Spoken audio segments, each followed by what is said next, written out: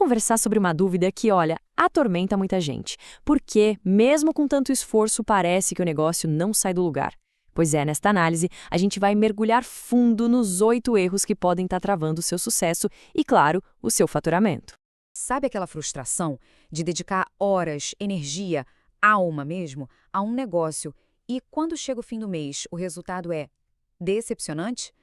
A verdade é que, muitas vezes, a solução não é trabalhar ainda mais. O segredo está em identificar aquelas pequenas travas, sabe? Aquelas coisas invisíveis que estão segurando todo o potencial.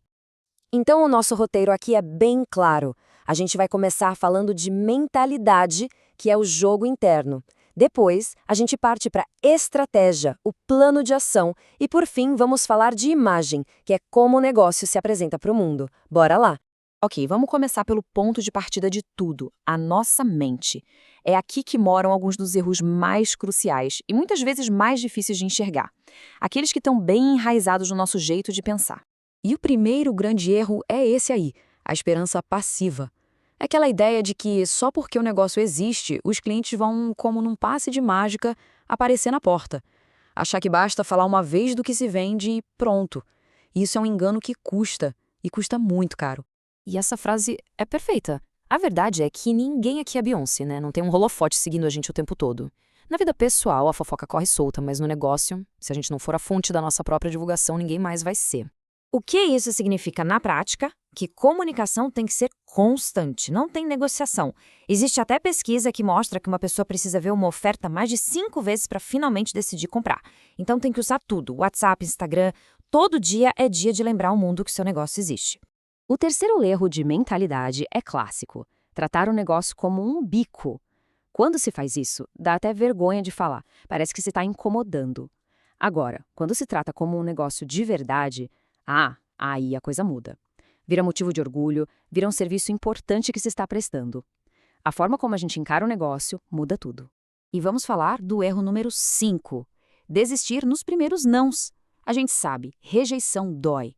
É muito fácil desanimar quando a gente ouve um não, mas o erro fatal é parar aí. É preciso lembrar que, na maioria das vezes, o grande sim está logo depois de uma sequência de nãos. Então, o ponto crucial aqui é mudar o significado do não na nossa cabeça. Um não raramente é para sempre. Geralmente, ele quer dizer, agora não dá, ou isso não é minha prioridade no momento. A mentalidade tem que ser, ok, não importa quantos nãos eu vou levar, eu só preciso de X sims para bater minha meta.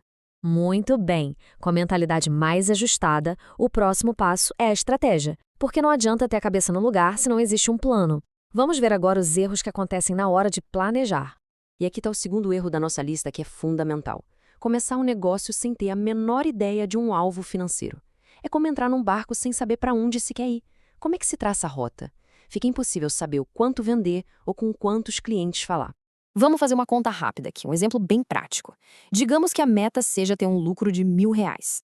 Ok, se a margem de lucro é de, digamos, 40%, para lucrar esses R$ 1.000 é preciso vender 2.500. Percebe? Quando se tem essa clareza, um sonho vago se transforma num plano de ação. Agora se sabe exatamente o que precisa ser feito. E essa frase é a mais pura verdade. Se a gente não sabe onde quer chegar, qualquer esforço parece bom, mas no final do dia a gente não chega a lugar nenhum. E aí vem aquela frustração de trabalhei tanto e não vi a cor do dinheiro. Agora, o erro estratégico de número 6. Esse aqui dói um pouco. Não estudar o próprio negócio. A consequência direta disso é falta de confiança na hora de vender, argumentos fracos. Pensa comigo, um médico estuda anos para ganhar bem. Por que um negócio de sucesso exigiria menos dedicação? Isso leva a gente para essa ideia super poderosa. Quando a gente se interessa de verdade pelo que faz, a gente se torna uma pessoa interessante. O conhecimento transforma. Deixa-se de ser alguém que apenas atende um pedido para se tornar alguém que vende uma solução, que resolve um problema. Ok, mentalidade no lugar, estratégia definida. Mas nada disso adianta se a apresentação, a imagem, não estiver alinhada. Vamos ver agora como a percepção externa pode colocar tudo a perder.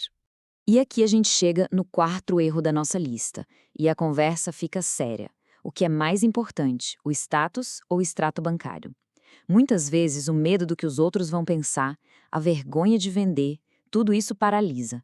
E enquanto preocupação é com status, a conta bancária continua no vermelho. Chegamos ao 8º erro, e ele é crucial, principalmente para quem trabalha com beleza, com autoestima. É o seguinte: quem empreende é a primeira vitrine do próprio negócio. Afinal, como vender uma coisa que não se aparenta ter? Precisa ter congruência, sabe? É aquela história, ser produto do produto.